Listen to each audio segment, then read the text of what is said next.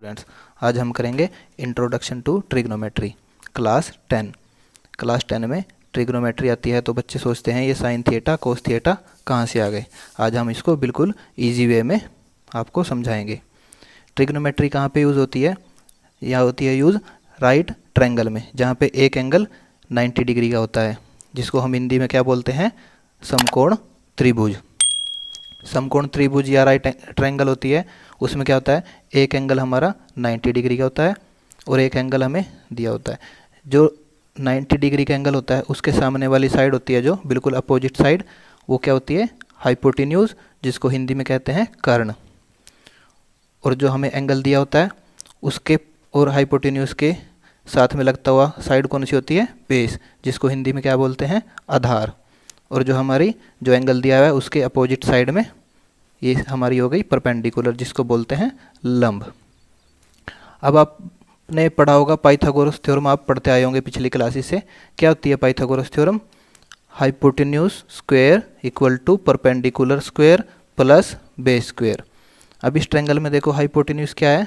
A C square equal to A B क्या है हमारा?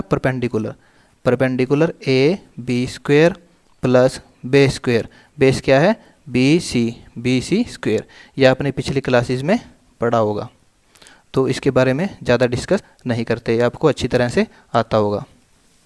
अब करेंगे ट्रिग्नोमेट्रिक रेशियोज। ट्रिग्नोमेट्रिक रेशियोज क्या होते हैं? साइन थिएटा, कोस थिएटा, टेंजेंट थिएटा, कोसिकेंट, सीकेंट और कोट। ये हमारे 6 ट्रिग्नोमेट्रिक रेशियोज होते हैं। तो इनको याद करने के लिए एक आसान सा फॉर्मूला बनाएंगे। ये इनको ऐसे आसानी से याद करेंगे। पी का मतलब है हमारा परपेंडिकुलर, बी से हो गया बेस और एच से हाइपोटेन्यूज।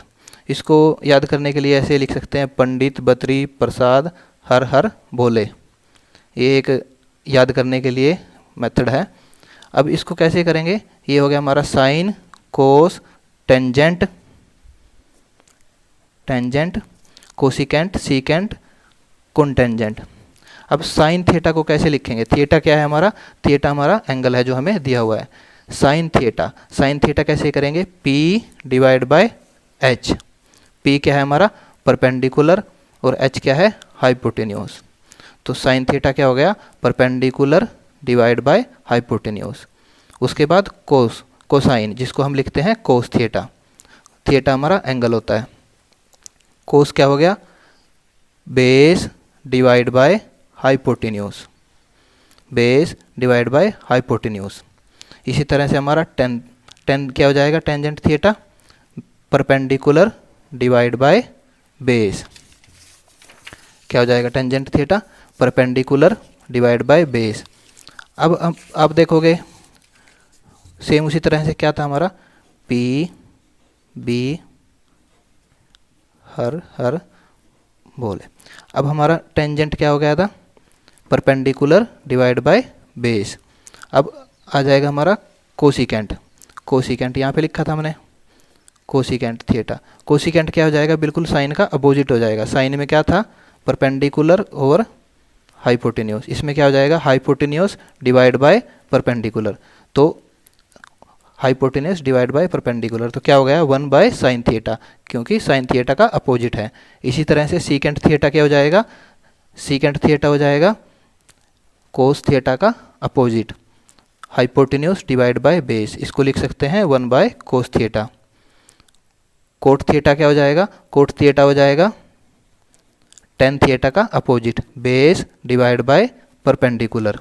इसको हम 1 बाय टेन थीटा भी लिख सकते हैं। हमारी 2 टर्म और आती हैं। टेन थीटा को हम कैसे लिख सकते हैं? Sine theta divide by cos theta. इसको हम परपेंडिकुलर डिवाइड बाय बेस भी लिख सकते हैं। और अगर हम इसको साइन थीटा और कोस थीटा की फॉर्म में लिखना चाहें तो sine theta divide by cos theta भी इसको लिख सकते हैं। इसी तरह से कोट थीटा को कैसे लिख सकते हैं? कोट थीटा बिल्कुल टेंजेंट थीटा का अपोजिट होता है। तो ये sine theta divide by cos theta था, इसको कैसे लिखेंगे? Cos theta divide by sine theta. अब ये तो हो गई आपकी ट्रिग्नोमेट्रिक रेशियोज। अब आपने देखा होगा कि आपके पास वैल्यूज़ आती हैं कि साइन 60 डिग्री की कितनी वैल्यूज़ हो गई, साइन 45 डिग्री की कितनी वैल्यूज़ होगी, आपको याद करनी पड़ती होगी पूरी टेबल।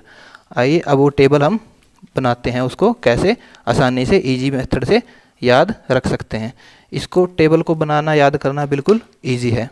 इसके लिए हम इस तरह से एक टेबल बनाएंगे, उसमें ऊपर एंगल लिखेंगे 0 डिग्री, 30 डिग्री, 45, 60 और 90 डिग्री, ये हमारे स्टैंडर्ड एंगल हैं। और यहाँ पे 6 के 6 अपने ट्रिग्नोमेट्रिक रेशियोज लिखेंगे, साइन थिएटा, कोस थिएटा, टेन थिएटा, कोसिकेंट थिएटा, सीकेंट थिएटा और कोट थिएटा। अब यहाँ पे लिखेंगे 0, 1, 2, 3, 4। अब सबके नीचे 4 लिखेंगे, सबको 4 से डिवाइड करेंगे, सबको 4 से डिवाइड करेंगे और फिर पूरे का अंडर रूट करेंगे, स्क्वायर रूट कर देंगे सबका। अब देखो 0 को जब 4 से डिवाइड करेंगे तो 0 आ जाएगा, और 0 का अंडर रूट कितना होता है 0। अब 1 का अंडर रूट कितना होता है 1, और 4 का 2। 2 का अंडर रूट कितना होता है, यहाँ से करेंगे 2 को 4 से कैंसिल करेंगे तो कितना जाएगा यहाँ पे 1/2, और ऊपर कितना बचेगा 1। 1 का अंडर रूट 1, और नीचे कितना बचा था 2, अंडर रूट 2। यहाँ पे अंडर रूट 3, 4 का अंडर रूट 2, 4/4 1, 1 का अंडर रूट 1।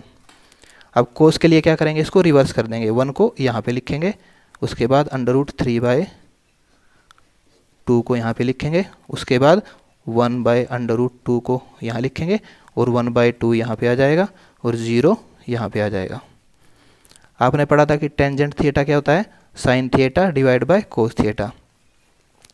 तो ये कितना आ जाएगा 0 डिवाइड बाय 1 कितना होता है 0। 1/2 को डिवाइड करेंगे, अगर हम किससे डिवाइड करेंगे 3/√3/2 से डिवाइड करेंगे तो कितना आ जाएगा 1 डिवाइड बाय √3। ठीक है, जब इन दोनों को डिवाइड करेंगे तो दोनों सेम वैल्यूज हैं तो कितना आ जाएगा 1। उसके बाद इन दोनों को डिवाइड करेंगे, साइन थिएटा डिवाइड बाय कोस थिएटा, तो कितना आ जाएगा √3। और 1 डिवाइड बाय 0, जब किसी के डिवाइड में 0 होता है तो कितना हो जाता है वो इन्फिनिटी या नॉट डिफाइंड, जिसकी कोई भी वैल्यू हम डिफाइन नहीं कर सकते। अब कोसिकेंट क्या होता है, साइन का अपोजिट 1/sin। तो 1/sin कितना होगा, ये भी नॉट डिफाइंड, जब 1/0 होगा तो नॉट डिफाइंड। और ये कितना हो जाएगा 2, इसको उल्टा करेंगे तो रेसिप्रोकल करेंगे 2, इसको करेंगे 2 डिवाइड बाय √3, और 1 का अपोजिट कितना रहेगा 1। सीकेंट क्या करेंगे, इसको रिवर्स लिखेंगे, जैसे कोस को रिवर्स लिखा था साइन का, सीकेंट को रिवर्स लिखेंगे 1, उसके बाद 2 डिवाइड बाय √3 √2, और यहाँ पे ये 2 यहाँ पे, और ये नॉट डिफाइंड या इन्फिनिटी। अब कोट थिएटा क्या होता है, टेन थिएटा का अपोजिट। तो 0 था, जब 1/0 करेंगे तो इन्फिनिटी या नॉट डिफाइंड। उसके बाद इसको अपोजिट करेंगे तो √3 ऊपर आ जाएगा, 1 का अपोजिट क्या रहेगा 1, √3 का क्या रहेगा 1 डिवाइड बाय √3, और यहाँ पे इन्फिनिटी था, जब इसको अपोजिट करेंगे तो क्या हो जाएगा 0। तो ये हमारी टेबल तैयार हो गई। इसको अगर आपको याद नहीं रहे तो आप कभी भी इस टेबल को खुद से बना सकते हैं और याद कर सकते हैं। अभी हमने सिर्फ इंट्रोडक्शन किया है ट्रिग्नोमेट्री का। हम आगे आने वाली वीडियो में क्या करेंगे, फुल एक्सरसाइज करेंगे 8th चैप्टर और 9th चैप्टर, जिसमें हम ट्रिग्नोमेट्री का यूज़ करके क्वेश्चंस को सोल्व करेंगे। अगर आपने हमारे चैनल को अभी तक सब्सक्राइब नहीं किया है तो जल्दी से सब्सक्राइब कर दीजिए और अपने फ्रेंड्स के साथ इसको शेयर कीजिए। Thank you.